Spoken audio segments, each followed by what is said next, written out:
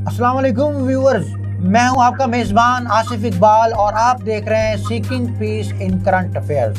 और हमारे साथ इस वक्त तशरीफ फरमा है अमेरिका से प्रोफेसर डॉक्टर शुएब शाहिद साहब, जो कि एक फिजियोलॉजिस्ट हैं, साइकोलॉजिस्ट हैं और ह्यूमन इनोवेशन फाउंडेशन के चेयरमैन हैं। आज हम बात करेंगे रेवोल्यूशन की और एक कौमी इनकलाब की। कौमें किस तरह इनकलाब लाती हैं, जैसा कि हमारी पाकिस्तानी कौम जिस कदर क्राइसिस का शिकार है, उसके लिए भी एक कौमी इनकलाब की जरूरत है। इसलिए आज हमने जहमत दी है प्रोफेसर डॉक्टर शुएब शाहिद साहब को, जो कि हमारे साथ अमेरिका से लाइव हैं। इनसे हम जानना चाहेंगे। अस्सलाम वालेकुम सर। वालेकुम अस्सलाम, क्या हाल है भाई? अल्हम्दुलिल्लाह सर, आप सुनाएं कैसे मिजाज है आपके? अमेरिका का एटमॉस्फेयर कैसा है सर? असर तो ठंडा है, लेकिन कोरोना का बड़ा जबरदस्त हमला है कि प्लीज बी वेरी केयरफुल। सुनी सुनाई बातों पर लोगों पर मत जाएं। आपको अल्लाह ताला ने अक्ल सलीम अता की है, तो आप खुद अपना टेक केयर करें। आप खुद अपनी जिंदगी के जिम्मेवार हैं, कोई किसी का जिम्मेवार नहीं। आज हमारा ऑब्जेक्टिव है कौमी इनकलाब पर, कि एक नेशन कैसे रेवोल्यूशन ला सकती है। लेकिन सर, उससे पहले एक आंसर ये भी है कि जैसे पाकिस्तानी कौम है और ये इस वक्त तज़ब्ज़ुब का शिकार है, तो इसको मोटिवेट करने के लिए, इसको मोटिवेशन देने के लिए एक ऐसे लीडर की भी ज़रूरत होनी है कि जो इसको इनकलाब की तरफ लाए, और एक बड़ा इनकलाब चाहिए। तो सर, आप इसमें हमें कोई ऐसी एग्जाम्पल दें, एक ऐसी शख्सियत किस तरह की होनी चाहिए जो कि नेशन रेवोल्यूशन का बाइस बने। बिस्मिल्लाहिर्रहमानिर्रहीम। बड़ी ये अफसोसनाक बात है कि पाकिस्तान में इतने रिच दिमाग और इतने इंटेलिजेंट और इतने ओरिजिनेटर पैदा हुए हैं और इतने शॉर्ट एरिया में पैदा हुए हैं कि वेस्ट के तमाम कंट्रीज को सामने रख लें, वो उनके करीब नहीं पहुंचते। लेकिन बदकिस्मती ये है, हम वेस्ट को फॉलो करते हैं और अपने उस मीरास और उन चीज़ों पर जिसकी वजह से हम उनसे ज़्यादा अशरफुल मखलूक़ात बन सकते हैं, हम उनकी सिर्फ ज़ाहिरियत के पीछे जाते हैं और मादियत के पीछे जाते हैं, जिसका रिजल्ट ये है कि आप जितना भी कुछ कर लें, जितना कुछ आ जाए, लेकिन ज़हनी सुकून इंसान के मन के अंदर है। ना ये पैसे से आता है, तो ना ये दिखावे की चीज़ों से आता है। तो ये हमारी खुशकिस्मती है। पिछली दफ़ा भी मैंने आपसे अर्ज़ किया था क़ायद-ए-आज़म रहमतुल्लाह अलैह के 3 असूल, जिसका आखिरी हिस्सा भी आज हम हमारे इस प्रोग्राम के हिस्से से रिलेटेड होगा, डिसिप्लिन, जो अजीम शख्सियत को गुजरी है। आप इसका मुआवजा नहीं कर सकते किसी वैसे से। अल्लामा इकबाल रहमतुल्लाह अलैह। सर कमाल है सर, क्या आप एग्जाम्पल दे रहे हैं, कैसी शख्सियत की आप एग्जाम्पल दे रहे हैं कि जो जिनका कहना ही यही है कि निशान यही है जमाने में जिंदा कौमों का, सुबह शाम बदलती हैं उनकी तकदीरें। बिलाशुबा उनका पूरा जो इल्म है, इतने खूबसूरत अंदाज में, पोएटिक अंदाज में, रियलिटी के ऊपर उर्दू और फारसी में है कि मैं बड़ा शर्मिंदा होता हूँ कि मुझे ज़िंदगी में इतना मौका नहीं मिला कि मैं उनका गहरा मुताला करता। लेकिन जब ये तमाम मुताले करने के बाद मैं कभी उनकी कोई गज़ल या उनका कोई नज़म देखता हूँ, मेरा दिल पसीज जाता है। मिसाल के तौर पर मैं आपको एंड पर एक आदम का नुक्ता सुनाऊंगा कि खुद उसमें गुम हो जाएंगे कि इन्होंने बात की है। कहने का मतलब ये है कि वो ऐसी अजीम हस्ती थी जिन्होंने अपने अंदर अपने आप को डुबोकर, हालात को देखकर, पिछली रवायात इस्लामी को सामने रखकर, साइंटिफिक फार्मूला और वर्ल्ड वेस्ट की प्रोग्रेस को देखकर उन्होंने इस अंदाज से कूजे में तमाम चीजें समो दी हैं कि हर जो है ना उनका शेर वो क्या है, अंदर के मन की बात करता है। हर गौर ने सदफ को तोड़ दिया, तू ही अमादा है ज़हूर नहीं। जी बिल्कुल। तो मैं ये अर्ज करूंगा कि जब हम आगे की तरफ चलेंगे, मुझे ये बड़ी हैरानकुन बात होती है कि ना तो वो साइकोलॉजिस्ट इतने गहरे थे, ना वो क्लिनिकल साइकोलॉजिस्ट थे, लेकिन उन्होंने वो साइकोलॉजी और क्लिनिकल साइकोलॉजी और रूह जिसे हम स्पिरिट कहते हैं, इनर सेल्फ कहते हैं, ये बात होगा लोग रूह चूँकि बेसिकली वो एक अजीम स्कॉलर थे, फलसफा खुदी जो उन्होंने इंट्रोड्यूस किया और अपनी कौम के अंदर एक तड़प पैदा की कि आप लोग अशरफुल मखलूकात होने के साथ साथ मुसलमान भी हैं, और मुसलमान जो है, मुसलमान होने की हैसियत से तुम एक बेहतरीन इंसान हो। लिहाजा गुलामाना सोच जो है, उस गुलामाना सोच हमारे अंदर नहीं होनी चाहिए, हमें गुलामी की जंजीरें तोड़ना पड़ेंगी। बिलाशुबा आप जो कह रहे हैं ना, जिस वक्त मैं इन चीजों को बयान करूंगा, देखिए हमें उनका इल्म हर एक को है, हर एक पढ़ता है, लेकिन दुख की बात है ना उसको समझता है ना उस पर अमल करता है। रोना यहाँ पर आएगा, ये तमाम जिस चीज़ को मैं जिक्र करूँगा ना तो उसमें आप हैरान होंगे कि उन्होंने वो चीज़ें निशानदेही की है कि जो एक अच्छा साइकोलॉजिस्ट होता है ना, वो सामने चीज़ों को देखकर उस मेंटल लेवल पर आकर फिर उसमें से उसका रिजल्ट निकालता है। आपने देखा होगा जिस तरह मैं पेश करता हूँ, कमाल की बात है, वहाँ बैठे हुए और तमाम दुख लेकर उन्होंने किस कौम के तशख़्ख़ुस को पहले डायग्नोज किया, हिस्ट्री अपनी बताई, आपका तल्लक क्या है, फिर उसके बाद बताया कि ये आपके अंदर है, अगर आप खुद ही पैदा करें, अपनी इंसाइट पैदा करें और अपनी अजमत को पहचाने। पूरा जो उनका सिस्टम है वो आता है कि how you should realize you are something unique, try to understand it. फिर तुम्हें अल्लाह ताला ने वो रास्ता दिया है, उसको फॉलो करो, लेकिन बार बार कहते हैं अकल यूज करो, आंखें खोलो, देखो तुम जा कहाँ रहे हो। He is giving a warning कि हमारे मुल्क पाकिस्तान, जिसके लिए डॉक्टर इल्लामा इकबाल ने, कायदे आज़म मोहम्मद अली जिन्ना ने आज़ाद होने के बाद ये ख्वाब देखा था कि ये दुनिया की बेहतरीन कंट्री होगी, दुनिया की टॉप कंट्री होगी, लेकिन आज हमारी कौम जो है वो चीनी, आटा, दाल के रेट से भी बाहर नहीं आ रहे। जिन्हें खुद को पूरी दुनिया में नंबर 1 मनवाना था, वो आज आटा, चीनी और दाल के रेट से बाहर नहीं आ रहे। ये कौम इतनी पस्त सोच में मुब्तला हो चुकी है, इस कदर डिसहार्ट हो चुके हैं कि इनके अंदर जो एनर्जी है वो बिल्कुल ख़त्म होकर रह गई है। तो मैं यही चाहूँगा कि आप कोई ऐसी मोटिवेशन दें कि ये कौम इन चीज़ों से बाहर आकर बड़ी सोच, एक बड़े विजन की तरफ चले। देखिए, अगर आप इस चीज़ के मुतालिक मुझसे पूछना चाहेंगे तो हमें सबसे पहले ये जानना पड़ेगा कि व्हाट इज़ ह्यूमन नेचर, उन्होंने इसके मुतालिक क्या किया। जब तक मैं, देखिए बात ये होती है, जब तक उन अवामिल का आप एनालिसिस ना कर लें उतनी देर तक बात यूजलेस है।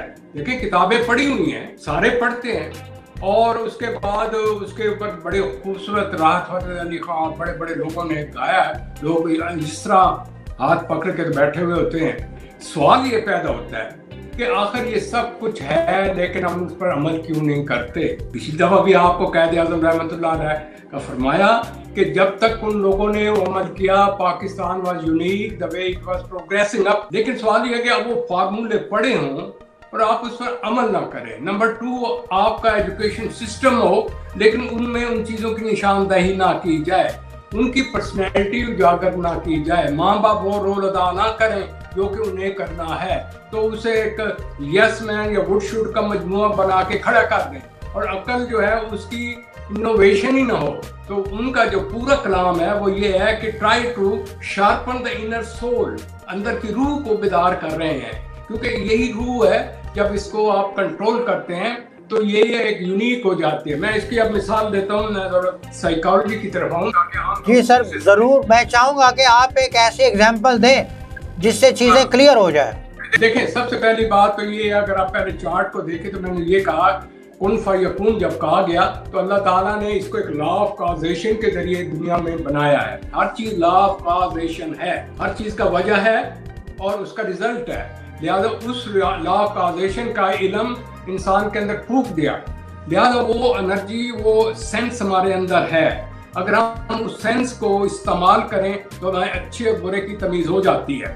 लिहाजा इस चीज़ के अंदर जो सबसे पहली मैं है, जिसे मैं कहते हैं, मैं क्या तो कोई अपनी मर्जी से तो नहीं आई। जब ये मैं आई तो कुछ दिनों के बाद हमने उसको एक तशख़्ख़ुस दिया, क्या वो अपने चॉइस से नहीं आए, उसको तशख़्ख़ुस दिया जफ़र जफ़र जफ़र। तो कहने लगा यार मैं जफ़र हूँ, कोई 10,000 लोग खड़े हों या 500 लोग खड़े, उनमें जफ़र कहेंगे जफ़र तो यूँ हाथ खड़े करेगा।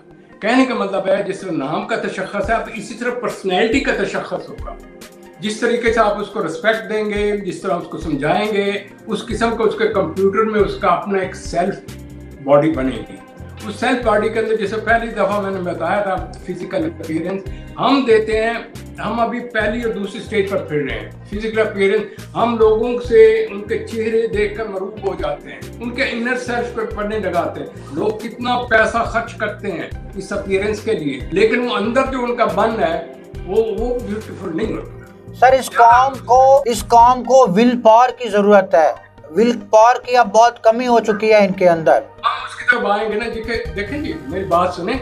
ये कौम जिनसे मैं बात कर रहा हूँ, ले मैन से कर रहा हूँ, आप जैसे पढ़े लिखे हस्तियों से नहीं कर रहा, मैं साइकोलॉजिस्ट से नहीं कर रहा, हालांकि तमाम साइकोलॉजी, मैंने ले मैन के लेवल पर आना है, क्योंकि जब मैं उनको मिसालें दूंगा तो आप कहेंगे हाँ ये है। मतलब बच्चा पैदा हो गया, अगर वो गोरा है तो उसका और इमेज है, लड़का है तो उसका और इमेज है, सिर्फ एक पुत्र पैदा हुआ है, 11 बेटियों के बाद तो और इमेज है, और बहुत से बेटे और एक बेटी पैदा तो हर एक का और इमेज है। Try to understand how you give priority to the person appearances.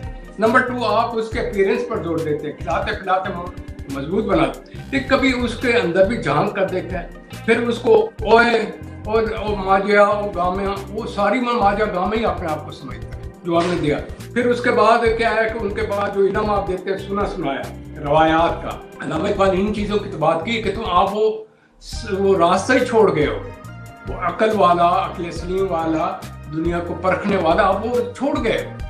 तो कहने का मतलब ये है कि मैं ये बातें कर रहा हूँ, ये इस तरह नहीं है कि मैं I am just talking for the sake of talking. आम आदमी अपने अंदर घुस कर देखे, मैं अपने बच्चों को कैसे ट्रीटमेंट करता हूँ, उसको कितना टाइम देता हूँ, जब मैं उसको टाइम नहीं देता तो उसकी पर्सनैलिटी जो होगी, वो टीवी उसका मॉडल है या जो इंटरनेट लिए बैठा है, तो उसके अंदर तो वो ना नमाज रोजे का आंसर होगा, ना चीज़ों को देखने का, ना मुशाहिदा करने का, ना टीचर उसे बाप ले जाकर फील्ड में लेकर जाएगा कि this is law of causation. उनके पास तो सुना सुनाया, रटा रटाया, जिस तरह होता है ना एक चाबी सी भर दी जाती है, ये इस किस्म की शख्सियत होगी। उस किस्म की शख्सियत जो है ना, वो सिर्फ बुनियादी नुक्ते पर ही रहती है, खाओ पियो, इसके अलावा तीसरी चीज है। सर यहाँ पर एक चीज मैं आपसे पॉइंट आउट करना चाहूंगा, वो ये है कि जैसा कि हमारा ही मुस्लिम कंट्री, हमारा मुस्लिम ब्रदर कंट्री जो है वो टर्की है, टर्की बीइंग ए मुस्लिम जो है वो काफी डेवलप कंट्री है,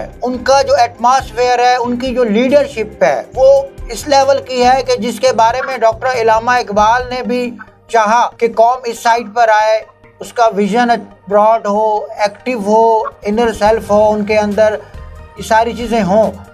तो क्या आप समझते हैं कि टर्की कंपैरेटिवली जो है पाकिस्तान, उसमें कौन कौन सी ऐसी खूबियां हैं जो पाकिस्तानियों को भी अडॉप्ट करनी चाहिए, और पाकिस्तानियों में कौन कौन सी हैं जो इन्हें मज़ीद पॉलिश करने की ज़रूरत है? देखें, आप टर्की की मिसाल तो तब देना, पहले घर ही ठीक हो, आप उठाकर ले आए एकदम टर्की के साथ या दुनिया के साथ। मैं अपने घर की बात कर रहा हूँ, मेरा घर का चूल्हा ही नहीं ठीक चल रहा, मेरे माँ बाप इसका देना। देखे नहीं, आप समझिए, आप जरा से इसकी सेंसिटिविटी समझिए। बच्चा जितना सेंसिटिव होता है, इंटेलिजेंट, इतना वो बाहर से अब्जॉर्ब करता है। ये ना समझे कि छोटा बच्चा वो अंदर से एक इंसान होता है। आप लोग, यही तो मैं समझाना चाहता हूँ आम लोगों को। फिर आप यूँ समझते हैं और इधर आओ, उसका लफ्ज मजरू हो रहा होता है, लेकिन ओबीडियंट है, चल रहा है। फिर उसके बाद तुमने ये करना, नमाज पढ़ना, भाई तुम कह तो रहे हो, आपने खुद भी पढ़ी, भाई नमाज जो पढ़ी उसमें क्या है, इसका मानी क्या है, कि ये नहीं मैं कह रहा एकदम उनको आलम फातना बनाए, नहीं, स्टेप बाय स्टेप ये नॉलेज दे अपने खानदान की, अपनी इस्लामी रवायात की, और उसकी जो रूह में है दीन और दुनिया मिलाकर उसके अंदर एक इनोवेशन, उसकी रूह को जला दें, उसके रूह को अजमत दें। अल्लामा इकबाल रहमतुल्लाह अलैह ने जितना भी ये जोर लगाया वो सेल्फ इनोवेशन पर है। सेल्फ इनोवेशन से पहला लेवल का है खुदी, सेल्फ इनोवेशन, उसको कर तो वहां तक पहुंच ही नहीं गए। खुदी को कर बुलंद इतना कि हर तकदीर से पहले खुदा बंदे से खुद पूछे, बता तेरी रजा क्या है। This is the greatness. Mean अगर वो अशरफुल मखलूकात है, अल्लाह ताला ने उसको ये एक मकाम दिया। शैतान भी उन्होंने कहा नहीं कि मैं तो इससे पैदा हूँ और आए मिट्टी का है, तो उन्होंने कहा नहीं, यू डोंट नो, फरिश्तों का तुम नहीं जानते मैं क्या चीज़ पैदा कर रहा हूँ। वो चीज़ हम अपने आप को नहीं महसूस कर रहे, और वही काम कर रहे हैं जो शैतान ने किया था। तकब्बर आप में सबसे ज्यादा है, शोबदाबाजी, एक दूसरे के खिलाफ मुनाफिक करना, लड़ाना भिड़ाना, और लोगों को खुद गर्जी की तरफ लेकर जाना, झूठ बोलना, ये किसकी औसाफ है, किसके लिए कुरान शरीफ आया? तो अल्लामा इकबाल रहमतुल्लाह अलैह ने कहा कि अपने उन औसाफ की तरफ तो जाएं। औसाफ से मुराद वो ये नहीं कह रहे कि यूरोप वालों को कह रहे, वो ये कह रहे कि आप अपने घरों में कह रहे, ले मैन को कह रहे हैं तुम कहाँ चले गए, तुम्हारा मकाम क्या था और तुम किस तरीके चले गए। तो लिहाजा मैं ये आपको बता दूं कि आप पेरेंट्स पर जाते हैं। अब ये जो आपके लोग आते हैं, ये लीडर्स, दे अपरेंटली उनको देखें वो क्या है, आप उनके चेहरे की तरफ जा रहे हैं। उनके अंदर तो भूसा भरा हुआ है, उनके अंदर तो इनोवेशन है ही नहीं, नॉलेज नहीं है। देखो इकोनॉमिक बात का वो जिक्र करेंगे। सर असल में पाकिस्तानी नेशन की ट्रेजडी ये है कि इसे पिछले 50-60 साल से डी ट्रैक कर दिया गया है। उस ट्रैक पर इसे लाया ही नहीं गया कि आज 50-60 साल में ये पीक पे कॉम होती, नीचे की तरफ डाउन किया गया है इसको। सर बेहतरीन आपने बात की, लेकिन बात ये है ना कि वो उनको पता है, रोना ये है जो मैं और आप लोगों ने जिस ये प्रोग्राम शुरू किया है, इनोवेशन से क्या मुराद है भाई, तुम्हारे पास चीजें हैं उनको झाड़ फूंक कर करो। मैं अब इसकी एक मिसाल देता हूँ ताकि आपको समझ आए। आपके पास रॉ मटेरियल है और आपने उससे एक बिल्डिंग बनानी है, तो जिस किस्म का नक्शा होगा उस किस्म की बिल्डिंग बनाएंगे, ठीक है। अगर वो नक्शा आपने दिया और बिल्डिंग बन गई तो जिस तरह आपने चाहा तो उसमें बन गई। अब सवाल ये है कि अगर उस बिल्डिंग में मटेरियल गलत लगाया गया है, प्लानिंग गलत गया है, जो गिर रही है, तो उस बिल्डिंग को कैसे खड़ा किया जाए, वो ज्यादा मुश्किल है। नई बिल्डिंग बनाना आसान है, पुरानी ही को रिनोवेट करके बनाना वो मुश्किल है। लिहाजा मैं और आप वो काम कर रहे हैं। जी सर, बिल्डिंग ऑलरेडी है, उसमें खोखली है। अभी हम यही चाह रहे हैं कि हमारी नेशन जो बिलो लेवल पे चली गई है उसको हम अप लेवल पे ले जाएं, इनोवेशन उनके अंदर डेवलप हो। मैं आपको इसका तरीका बताऊंगा, पहले मुझे डायग्नोज करने दें। Yes sir. अगर मैंने किया तो आपके ऊपर से बात निकल जाएगी, आपके जो व्यूअर है वो कहेंगे यार इन्होंने तो आपने रटी रटाई को बात में देखी। इसलिए मैं कहता हूँ मुझसे छेड़खानी करें, मुझसे पूछे सवाल, ताकि मैं भी अंदर उस कुएं में से चीजें निकाल कर ताजा पानी आपके आगे। इसलिए सर मैं आपसे ये कह रहा हूँ कि हम लोगों का जो एक्चुअली पिछले 50 साल से 60 साल से जो माइंड सेट बन चुका है, फर्स्ट ऑफ ऑल तो इसका ब्रेन वॉश होना जरूरी है। वो तो आपने 100 टाइम ठीक है, लेकिन उसको ठीक करने के लिए जब तक फैक्टर की निशानदेही नहीं होगी, मैंने स्टार्ट में आपको कहा हर मसला लॉ ऑफ कॉजेशन पर है। आप कहेंगे कि हमारे बच्चे पढ़ नहीं रहे, हम कहेंगे कि आप क्यों नहीं पढ़, वो क्यों नहीं पढ़, जब उसका एनालिसिस करेंगे तो हम पूछेंगे आप क्या कर रहे हैं, वो टाइम क्या कर रहे हैं, टीचर क्या पढ़ा रहे हैं, आपका तरीका कार क्या है, और आप स्केड्यूलिंग किस तरीके से, वर्क की अहमियत किस तरीके से कर रहे हैं। तो कहना ओ अच्छा, मैंने अर्ज ये कर रहा हूँ, मैं ऐसे टूल आपको दे रहा हूँ। मेरा मकसद ये नहीं कि मेरे पास इल्म रहे, हम सब पास हैं। एक्चुअली सर मैं एक ट्रेजेडी आपके साथ शेयर ये करना चाह रहा हूँ कि बाय बर्थ हमारे जो पेरेंट्स हैं, हमारे टीचर्स हैं, वो शुरू से ही हमारे बच्चों का जो माइंड सेट बनाते हैं वो बनाते हैं मटेरियलिस्टिक, कि अगर आपने पढ़ना है तो डिग्री लेनी है, अगर डॉक्टर बनना है तो पैसा कमाना है, इंजीनियर बनना है तब भी पैसा कमाना है, पायलट बनना है तब भी पैसा कमाना है, फौजी बनना है तब भी पैसा कमाना है। हम एक्चुअली मटेरियलिस्टिक होकर रह गए हैं। बेसिकली जिस फील्ड की एक्चुअल जो रूह है, जो उसका थीम है, जिसका मकसद खिदमत खल्क है, हम पाकिस्तानी बीइंग ह्यूमन, हमें पीक पर हमारी सोच होनी चाहिए खिदमत के लिए। वो खिदमत का जो हमारा नजरिया है वो हमारा बिल्कुल जो है वो हमारा रिमूव करके रख दिया गया है। आप मानना चाहते हैं कि बिल्डिंग जो है ना वो अब गिरने वाली है, खुदा के लिए कोई ऐसा तरीका बताएं कि अलादीन का चिराग हो ये फौरन वो ठीक हो जाए। नहीं मेरे दोस्त, where there is a will there is a way. जब तक इस कौम में ये चीज पैदा नहीं होगी तब तक बंद। हमारा काम है विल को उजागर करना। मेरे लिए जो इस वक्त इस कौम के लिए जो मसले हैं वो 3 हैं।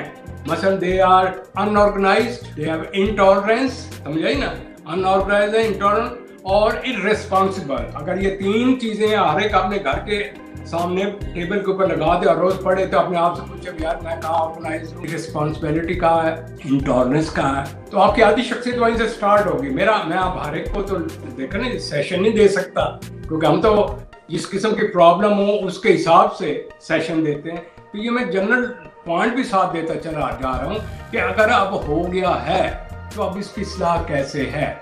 इसकी इस्लाह में आपको मैं अपने वो इंडिकेटर भी दे देता हूँ। जिन घरों में एजुकेशन है, जिन घरों में कुरान और हदीस का इल्म है और लोग ओपन माइंडेड हैं, रिजिड नहीं, वहाँ 100% तो नहीं कहना चाहिए, 75% चेंज की गुंजाइश है।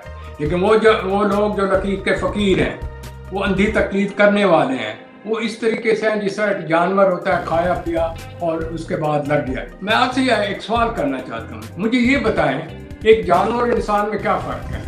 सर शऊर की कमी की वजह से इंसान को अल्लाह पाक ने शऊर दिया और जानवर में वो शऊर नहीं है, वो अपना अच्छा बुरा नहीं समझता।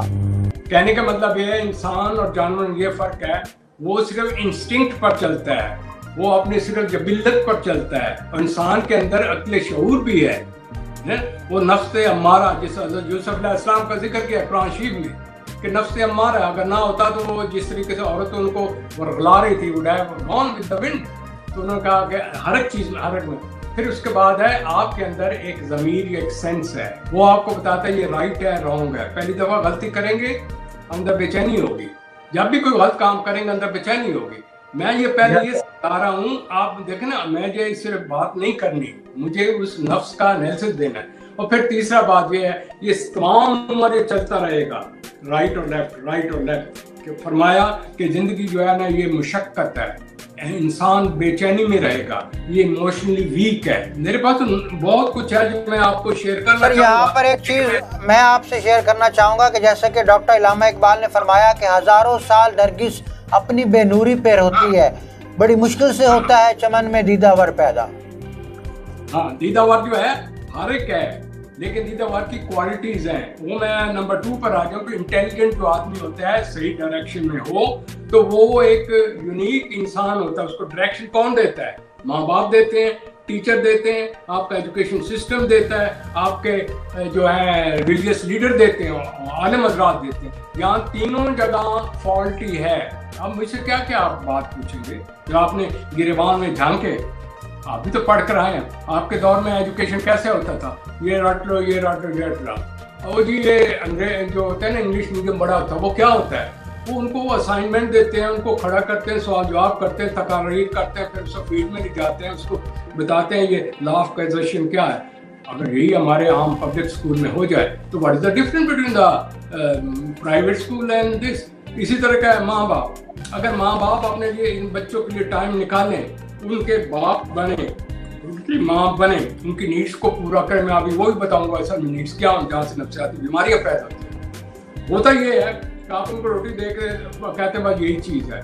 बाप काम पर जाके शाम को आया, माँ हर एक टाइम है एक सीढ़ी से दूसरा है पैड़ी फलाने में मुंडा कुड़ी ना गाल करन दे, वो इन्हीं यानी कि गप्पों में रह गया। टीवी उनको प्रोग्राम दे देता है, सारे बैठे होते हैं।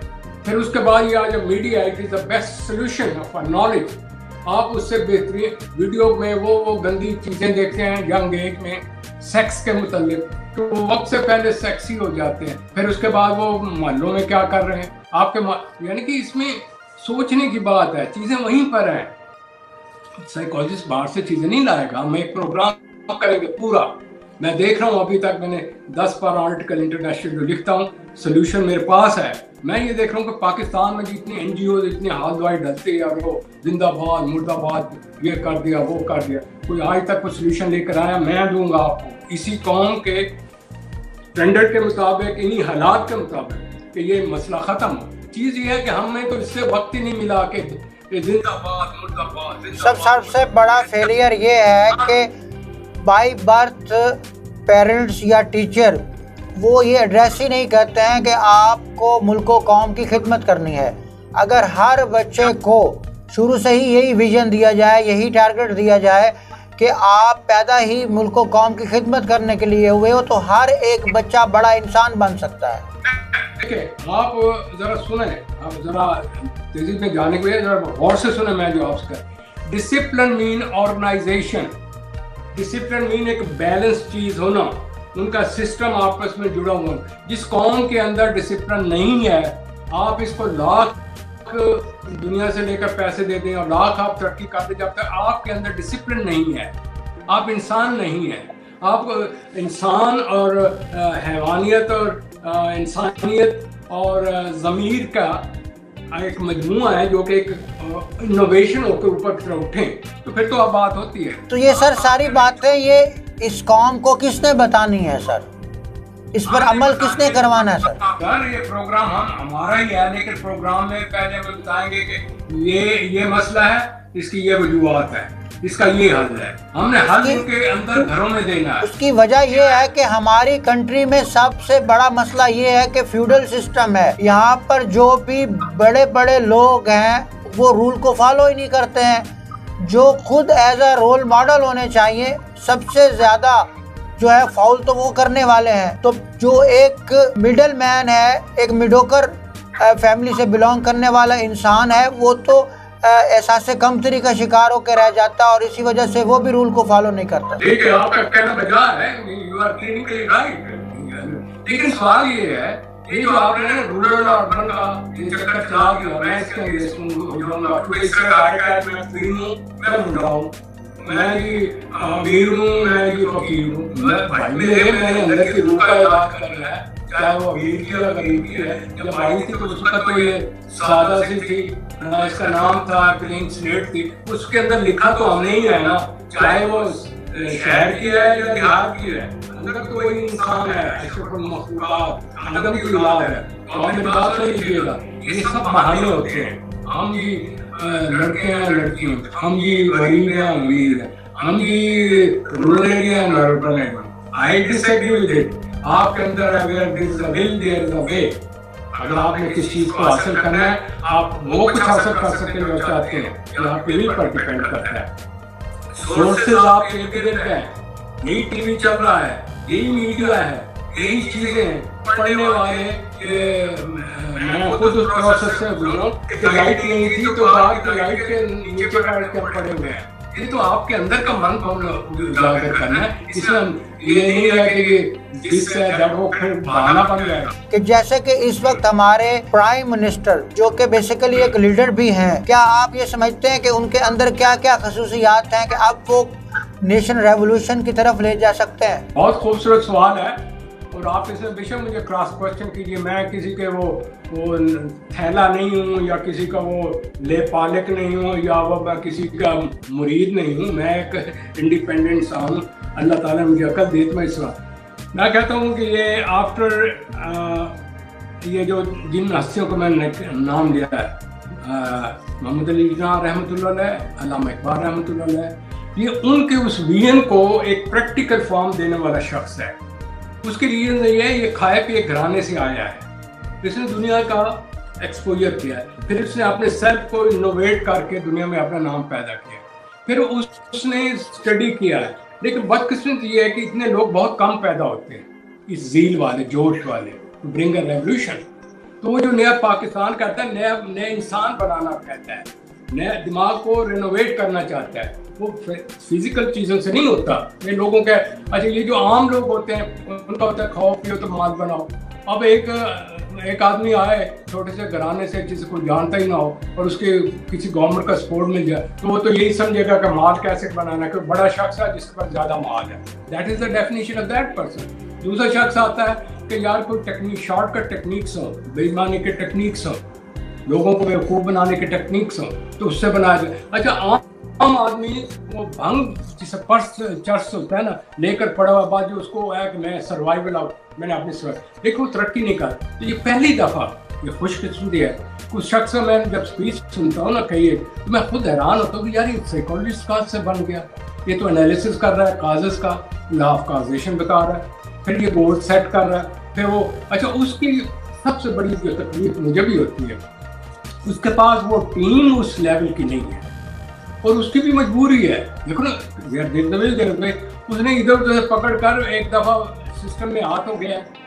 अब लाजमी तौर पर जब मैं किसी नए जगह पर आऊँगा, मुझे लैंग्वेज नहीं आती होगी, चीज़ें नहीं होती, तो मुझे सीखने में टाइम लगता है उस माहौल को, उस कल्चर में। क्योंकि जो इंटेलिजेंस की डेफिनेशन है, do at Rome as the Romans rule and then become a distinctive Roman, कि पहले उस माहौल में ढल जाएं, उनको स्टडी करें, फिर उनकी वीक नर्व्स को पढ़ें। अब होता ही है, एक बंदा अकेला है, पूरे जिनको उसने LBW किया, निकाल दिया है, वो सारे इकट्ठे होकर तो भाई ये तो फिर ले बैठेगा, हम तो खानदानी चलते हैं। आप तो वहाँ खानदानी तौर पर चल रहे हैं। आपकी बात से मैं इत्तेफाक करता हूँ।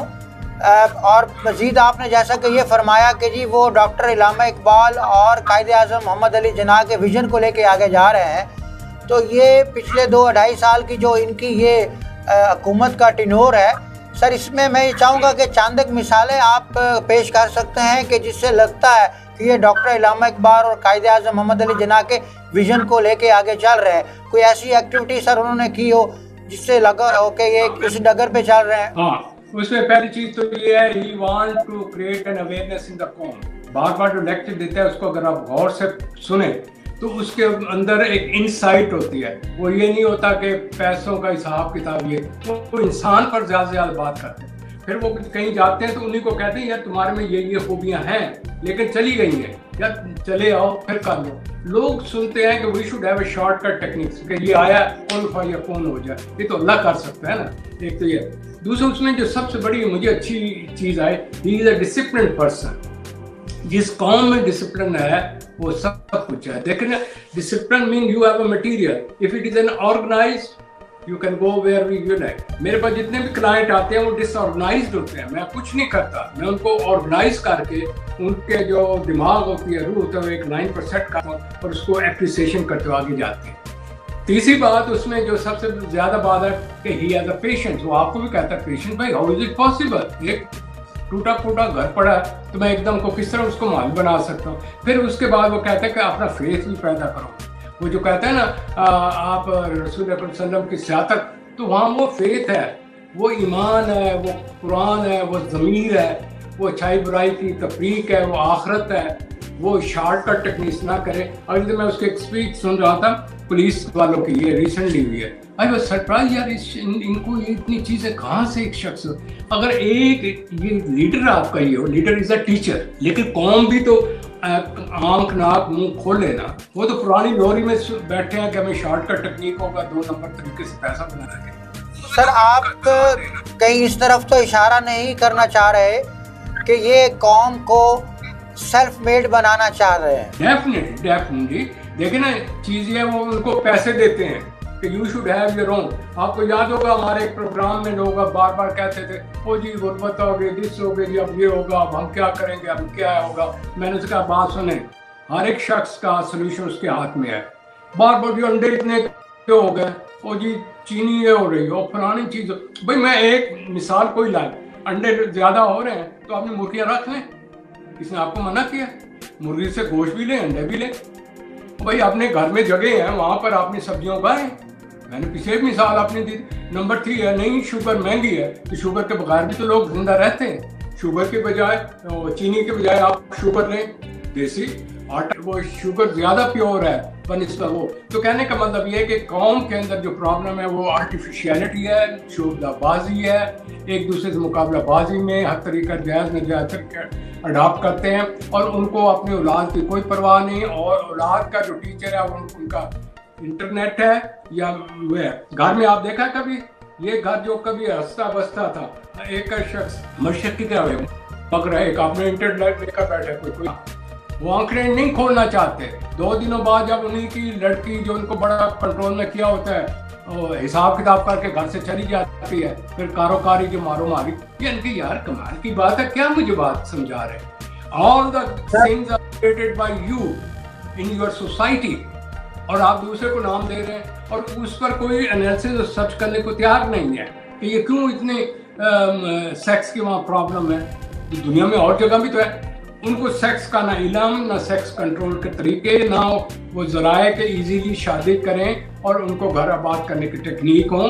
कहने का मतलब ये कुरान शरीफ के अंदर आयात है, सूरह निसा, सूरह नूर, यार क्या क्या चीज़ नहीं पड़ी आपके पास है। सर मैं आपकी बात से एग्री करता हूं, लेकिन इसके साथ साथ मैं ये चाह रहा हूं कि लास्ट में आप हमें इस बात का भी सोल्यूशन दे दें कि क्या आप मेरी बात से एग्री करते हैं कि जब तक एजुकेशन को एज अ बिजनेस खत्म नहीं किया जाएगा इस कौम में रेवोल्यूशन नहीं आ सकता? 100 टाइम आपका कहना ठीक है, और मैं आपको ये अर्ज कर दूं, मेरा एक प्रोग्राम है, मैं आपके पास लिस्ट भेजी है, आप लोगों के जो आ रहे हैं ना सवाल जवाब, उसके ऊपर है, आप भी बनाएं। आप एक वक्त में एक टॉपिक लें, क्योंकि अगर हम एक को छोड़ें और अधूरा रह जाए, दूसरे को छोड़े ना ये कंप्लीट ना वो कंप्लीट, वो कहने वाला कहेगा यार की बात की थी, हमें टाइम पास किया। तो अब इससे पहले कि हम बात करें, जरा इस तरफ तवज्जो दें जो मैं इसको 8-10 दफ़ा सुन चुका हूँ, और उस वक्त मेरे ज़हन में ये आया कि यार ये क्या बात इन्होंने की है।